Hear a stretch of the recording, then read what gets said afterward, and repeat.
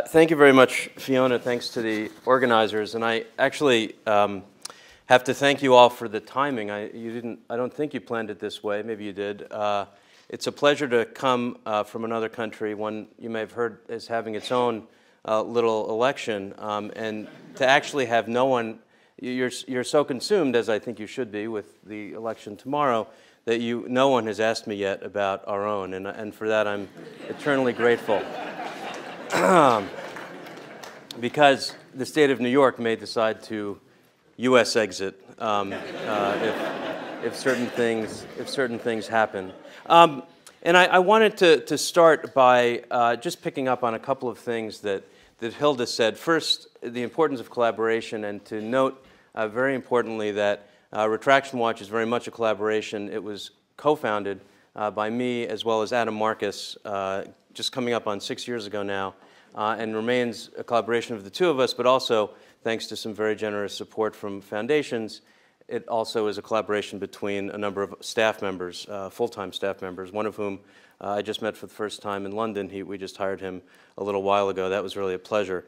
And the other is to think about the notion of, Hilda mentioned Cochrane or any meta-analyses being sort of thought of as an article, and therefore sort of a final something that is somehow final. And that unfortunately is how so many authors think about individual articles as well, original research. And I'll talk about some of the difficulties in terms of retraction in a moment. So I'm really going to start by telling a story, and I feel a little bit, I don't know if it's exactly self-conscious about that, but of course I'm a journalist. I sort of almost trained as a scientist, but not really.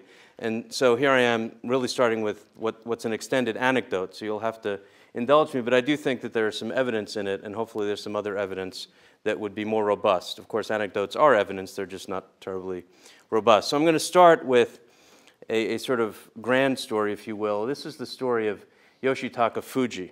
Now, Yoshitaka Fujii is a researcher, I would say former researcher in Japan, an anesthesiology researcher. He studied various things in anesthesiology, actually a whole mess of them. Published a total of 249 papers in his career, which has ended for reasons that will become clear in a moment. How many of you have published 183 papers or more? This is probably a crowd where some will raise their hands. Okay. Well, good. So I'm glad. Sometimes I ask that question and no one is here, and I have to give the disappointing news that none of the people in the audience will ever surpass Yoshitaka Fujii's record for retractions, which is 183. But those of you who've raised your hands have a chance. So if you see me afterward, we can discuss various tips that we've come up with. So Fujii, I want to tell this story because I think that in many ways it sort of describes the narrative arc of what we have seen in retractions over the past few decades. So Fujii, in the year 2000, he had published a number of studies by then, and a couple of them came under scrutiny, and someone wrote a letter to Anesthesia and Analgesia, one of the fairly large, important journals in anesthesia, and said, these results of yours, they are terribly nice. Now, excuse me, they're incredibly nice. Terribly would have actually maybe said something different, but they are incredibly nice. Now, I don't think I have to tell anyone in this room that when a researcher, when an academic writes something like, this result was incredibly nice, they mean the opposite. And in fact, they did mean the opposite. And the editors sort of said, oh, well, okay, well, there seem to be some issues. And they offered Fujii a chance to write a response, which he did. And all that happened was that the letter saying incredibly nice was published next to the response from Fujii. Oh, thank you so much for bringing this to my attention. And yes, oh, well, actually, this isn't really a problem, but thank you anyway. It's great to have this discussed and all of that. That was the year 2000. Now, in the year 2000, there were about 40 retractions per year, and I'm going to get to some of those data in a moment. Fast forward to 2012. A guy named, actually he was doing it in 2010, 2011, but someone named John Carlisle really didn't like the look of Fujii's data. So, and he looked back at this incredibly nice letter, he looked at some other things, And he went and actually analyzed Fuji's data from a whole mess of studies. And what he did was something that a lot of people are doing, which I'll talk about also in a moment. But to shorthand it for a second, he looked at whether or not, how likely, I should say, not whether or not, it wasn't binary, but how likely was it that the data, the findings, the raw data that Fuji had produced could exist, represented, if you will, not so much were real, which is maybe a very shorthanded, inaccurate way of saying it, but whether or not they really reflected the natural variation you would have and these were human subjects for the most part. And the answer was 1 times 10 to the minus 33rd. Now, I want to be very careful here because my understanding is this is a math building of some kind. But my understanding as a relative layperson when it comes to mathematics is that 1 times 10 to the minus 33rd is closer to 0 than most of us will ever actually get to 0. So in other words, these results, they could not have been true. Well, fast forward a little bit more, and over the course of 18 months, Fuji lost 183 papers. And I want to mention one little other asterisk before I move on about this story, which I think is very relevant to the notion of evidence and what we can learn from it and what we should pay attention to. And that is that Fuji, even though he was not forced to retract any papers, even correct any papers back in 2000, did something that, in retrospect, looks sort of clever but not terribly smart for the rest of us, which is that he realized the anesthesiology research community was onto him in some way. Now, when you're an anesthesiologist, everything you do is interdisciplinary, right? I mean, you're doing anesthesiology, but you are doing it on a particular patient or a particular subject in a study, participant in a study. You're doing it on children, you're doing it on women, you're doing it on the elderly, whatever the characteristic is. So you can publish in, which he started doing, archives of pediatrics. You can publish in archives of, in fact, one of the OBGYN journals, and it wasn't archives, there isn't an archives there. But those peer reviewers weren't aware of what was happening in the anesthesiology literature. So people often ask, how do you get to 183 retractions? Is it, well, someone retracts one paper, well, that's not too bad, that's okay, things happen. You track 2 papers, 3 papers, maybe even you track 8 or 9 papers. Maybe people start to think, well, there's something going on here. But what was it with Fuji? Was it, sorry, dude, 182, sorry to be an American there with dude, but 182 retractions, that's okay, but 183, you're out. No, but what actually happened, and what typically happens, as I'll discuss, is that these all happened at once, which is what happened with Fuji. So, just to give you a sense of the fact that retractions are on the rise. And again, Fuji actually is responsible for some reasonable percentage of these retractions I'm showing you. So it's not just that it's an anecdote that sort of reflects something, it actually is something. You measured it. On the other hand, he is only one part of it. And I apologize for this, a couple of the characteristics of this particular slide. One is that it's very difficult to read, probably particularly in the back. The other is that it ends in the middle of 2015, which makes it look as though retractions are somehow, they just stopped happening or slowed down, which is not the case. It's because Neil Saunders, who actually created this, I don't know if he got bored of it, he sort of moved on, and so he just is doing other things, and there isn't this graph anymore, and I'm, as you will probably either know or will guess shortly, I'm basically a text-based person. And so I don't know how to do this myself, but if anybody could help me with it, that'd be great. We could talk about that later. I can give you tips for how to attract more to get on the list, and then you can give me some help. So, but what this shows is an increase in retractions. What you're looking at, and the bars are the more important thing here, and that's the right y-axis, if you will. Retraction notices per 100,000 publications. So this is a rate of retraction. These are pulled from PubMed, okay? This is a rate of retraction. And what this shows you is that, and if you just pick a couple data points, which Nature did very effectively with the help of Thomson Reuters several years ago, from 2000 to 2010, the number of retractions went, and I sort of mentioned some of these data, from 40 to about 400. So it went up tenfold. Number of papers published during that time went up about 44%. So there was an increase. You would expect to see some increase in the number of retractions if it was just sort of a one-to-one correlation, but obviously it's much larger. In fact, the rate of retractions went up about 20 times that of the rate of publications. And that continues in last year, in fiscal year 2015, which is how PubMed, National Library of Medicine, cataloged these, there were 684 retractions. So the increase continues. We suspect we'll hit a plateau at some point for reasons I'll describe. But this, I want to sort of I want to explain what my sort of, and Adam's working hypothesis is for this, and I'll sort of give you the data as it does happen and sort of as it exists in a second. Our working hypothesis is this is a screening problem, if you will. Not a problem, actually, a screening effect. Okay, the same way, and I certainly, again, don't have to tell anyone in this room that when you start looking for a particular condition, whether it's cancer, whether it's diabetes, you will find more of it, especially if you change the definitions, which sort of happened here as well.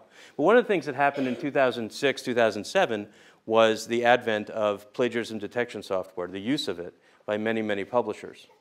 And so it's not surprising, and this doesn't break this out, but reference available upon request, the number of retractions for things that are caught by plagiarism detection software, which includes duplication, trying to publish your own work again, as well as plagiarism, dramatically increased in that year. So you would expect that. The other thing that, of course, happened during this time is that all these papers went online. Okay, the vast majority of them. Nowadays, pretty much all of them. Now, some may be behind paywalls, et cetera, and Hilda mentioned this as well.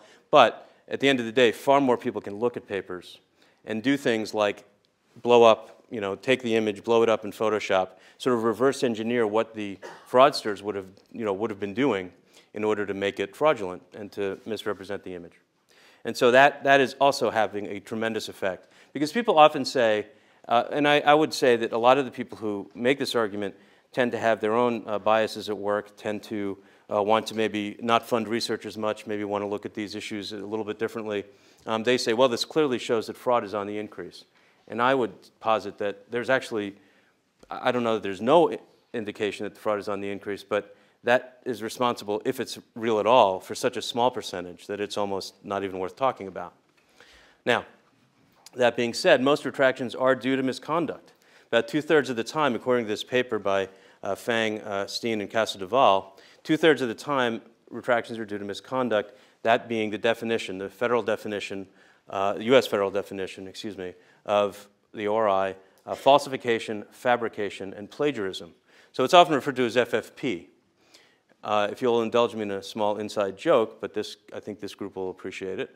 So I trained as a physician, as a medic in the US, and when I first started thinking a lot and looking into research integrity and into misconduct and retractions, I kept seeing FFP. And the only acronym I knew, the only thing that stood for, as far as I knew, was fresh frozen plasma. And I was the one, as a medical student, had to run down and and type the blood and figure out if it was the right blood type and all that. So I just couldn't understand why people interested in research integrity were so interested in blood transfusions. I thought, how much fraud is that? Oh that's a huge story. Blood transfusions are all fraudulent. This is, well, you can all make errors. I would urge any of you who are interested in these issues to follow, particularly Ferrick and Arturo, Ferrick, Fang, Arturo Casadevall, follow their work. Grant is still doing some work, but not as much in this area. This they published again in 2012, and we would sort of think of it as a canonical bit of research in this area. Now, full disclosure, one of the reasons we think that is because they used retraction watch very heavily. If you look through the supplemental information, data on this paper were sort of most of it. And that's because one of the things, and I won't talk too much about this today, but happy to answer questions about it or talk to you. I'll be here obviously for a few days, is that retraction notices are often opaque and misleading. This we do not think is good for evidence or good for the literature either. But one of the things that they found, Grant had done a paper a few years earlier showing that fewer than half of retractions were due to fraud or misconduct. When they reanalyzed all of them and looked at some newer ones, with the addition of Retraction Watch and some other media reports, they realized that a lot of those retraction notices that either said nothing or said something that sounded like honest error were not honest error, but were actually misconduct. And so this, again, we don't think is a particularly good reason. There's no good reason for opacity, but that certainly is harmful. And just to put everything in perspective, of course, before I get to this in a second, is I do think it's important, especially when talking to members of the general public who are hearing about these issues for the first time, or anyone who is, we're talking about, let's say there's 700 retractions per year now. That's basically the number. It's still out of something like 2 million papers, depending which database, which index you look at. It's still out of about 2 million papers published every year. Now, what is the right number? I'll get to that in a little while. I won't give an answer, but I'll sort of pose the question. But the fact is, that's depending on how the math works out in a given year, 0.02% of papers. We're not talking about 2% of papers, which would still be a relatively small number. We're certainly not talking about 20% of papers, despite the increase. Now, we like, because we're journalists and because, all journalists secretly want to be sports writers, we like our leaderboards at Retraction Watch. This is sort of modeled with love based on, ESPN or one of the sports channels. So we have a leaderboard. Fuji, as I mentioned, is at the top. He's so far ahead right now that it seems unlikely anyone will overtake him. But Joachim Bolt is respectable in number 2. No one seems likely to overtake him either. Bolt, who's, by the way, a German anesthesiologist, so if anyone's planning on having surgery soon, I would say I apologize, but I think this audience will appreciate when I say I think you should have far more sort of confidence in the anesthesiologist that's going to be treating you than perhaps the surgeon. Because a field that actually cares, and a field that has someone like Steve Schaefer, who's the one who pushed for all these retractions, is a field that I trust much more. So I would, even though the first top two are now, we have this, and these go down to 30 on our, you can go, of course, to the site and check them out. I do want to point out a couple of interesting data points. It's difficult to tell, of course, because, different languages, different names have different naming conventions, but there are no, well, I should be careful here. I haven't karyotyped anyone, but there are no women in the top 10 list. In fact, if you go all the way to the 30, right now, and I actually forget because I think we had some movement. At one point, there were actually 3 women in the top 30, but I think generally there are only 2 women in the top 30, and they're way at the bottom. And this, by the way, is consistent with some research that Ferrick and Arturo did showing that men were 9 times more likely, even if you accounted for the overrepresentation of men in positions where they would be writing papers, 9 times more likely to commit fraud. And actually, what's not clear is whether they're 9 times more likely to commit fraud or to be caught at committing fraud. As a member of that gender, of that sex, I'm not sure which one I prefer. This is a bit of a Rorschach for people, this particular slide or this particular graph chart from, another Ferrick and Arturo paper from Infection and Immunity. What this shows you is, impact factor against retraction index, which is really just a rate of retraction. So, number of retractions per 1,000 papers published. There are this is a huge understatement. There are far better statisticians here than me, so I will not try and actually interpret this except to say it's not a perfect, it's not, of course, a perfect linear relationship, but it's damn close. There are some outliers, as there often are. But impact factor correlates quite well with retraction rate. Now, there are those who would say, and many, of course, would like to do away with impact factor, and I can understand those arguments, and they would say, see, this is evidence that there is more fraud and all that in those journals. Again, I just would caution anyone who makes that claim to remember that these journals are better read than most journals, and therefore the screening that I was talking about earlier, that's happening here as well. There is harm from this. Grant did a paper. I just mentioned this because here we are talking about mostly here clinical trials. We tend to focus not because we want to, but just because of where all the fraud seems to be in terms of basic science. But all of this informs clinical trials. And so what Grant found when he made some conservative estimates was about 400,000 people who were either in trials that were themselves retracted for fraud, or were in trials that were informed by studies, and basic research that had been retracted for fraud. They were informed by those. So this is real people. This is not simply an academic issue. So I started to talk, and I'll finish here with a few minutes just on why the increase. I started to talk about a screening, sort of screening events, just more screening happening in one way of thinking about it. How many of you know pubpeer.com? Okay, so actually I'm sort of, again, pleased that not many of you know pubpeer.com, and I'm going to make a pitch to you, which is that all of you who are, again, my understanding is more involved in clinical research necessarily than basic research. Pubpeer.com is a great site it is one of a few places where you can leave comments on any paper that has, a DOI or anything like that. PubMed Commons, which Hilda is, of course, very involved in, another place you can do that. PubMed Commons doesn't allow anonymous commenting, PubPeer does. There isn't very much clinical research in terms of commentary on PubPeer, and I would urge you to check it out. I mean, consider for yourselves whether to look at it, but this is just one example. I could pick about 20 or 30 where comments on PubPeer have led to retractions or corrections, and this is something that we really need to be paying attention to. But we do have a lot of work to do, people. There is always work to do. This is a piece that came out in Nature several months ago now, I think February. David Allison and colleagues. David, you may know his work actually. He's a nutrition researcher at University of Alabama. He and his colleagues basically went and tried to get a number of papers corrected or retracted. They were agnostic as to what should happen, but they said these are major errors. So they did about 24 papers. They looked at them and said, well, they wrote to the editors, they wrote to the authors, did all the things you're supposed to do. The results were, to put it mildly, quite disappointing. Only 8 of the papers were really corrected or retracted anyway, and these were significant errors. They were ones that even me, as a barely trained anything, could see. And there are a lot of frustrated people. So to answer my sort of previous question of how many papers should be retracted, it is obviously a much greater number than we are seeing now. I hesitate to put a real number on it, especially in a group of people who are talking about evidence, so I'm not going to claim, but it's certainly a multiple, let's put it that way, of the 700 that we are seeing. Okay? Whether it should be 5 times, 10 times, or higher, I just don't know. But clearly there are papers not being retracted that should be. Just very briefly, many of you may be familiar with John Budd and colleagues' work looking at what happens to retracted paper citations.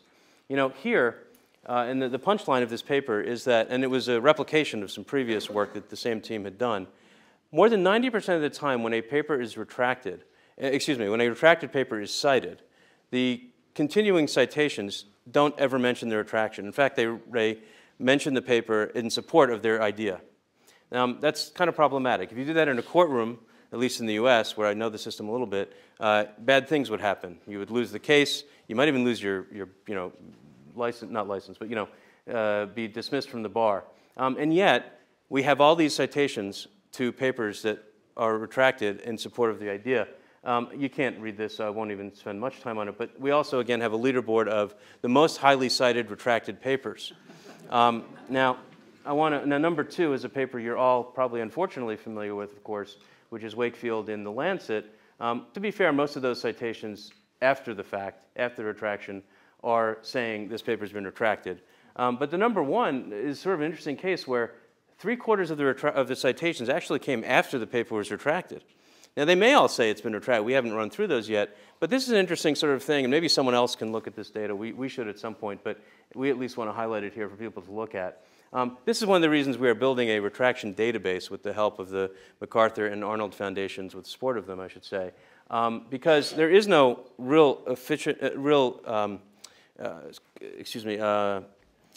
full database of retractions at this point. And in fact, there's nothing where you can get all the reasons for retraction, and that's what we're building here. And I'll leave it here just by saying, maybe on a slightly positive note, hopefully, that scientists, even if it's unconscious, and what training I did do was in psychiatry, so I have to be very cautious there. But even if it's unconscious, scientists, researchers, authors seem to realize that coming clean about bad behavior, or actually about honest mistakes, more to the point, is a good thing for science. And therefore, I, again, would posit that retractions are good news, and meaning that we are paying more attention. This is a paper that came out that basically showed, and it was replicated by another group, I should mention. Economists love retractions. They're a cool little data set for them, and they have incentives involved and all of that. So they studied them, and they said, what happens when someone retracts a paper for fraud or misconduct is what you would expect to happen, which is to say that your citations after that go down 10 to 15%. In fact, your whole subfield goes down 10 to 15%. So, depending on your metaphor, you are doing something in the punch bowl at the party that people don't really appreciate, but maybe don't even know about. But actually, what happens when you retract a paper for honest error, and the retraction notice says very clearly this is for honest error, you actually you don't see a decline in your citations. You might, and the data on this are a little squishier, you might see an increase, but at the very least you don't see a decrease. So you are not punished for retracting a paper for honest error. So I will leave you with that as sort of some good news, and hopefully will encourage some more good behavior. Thank you.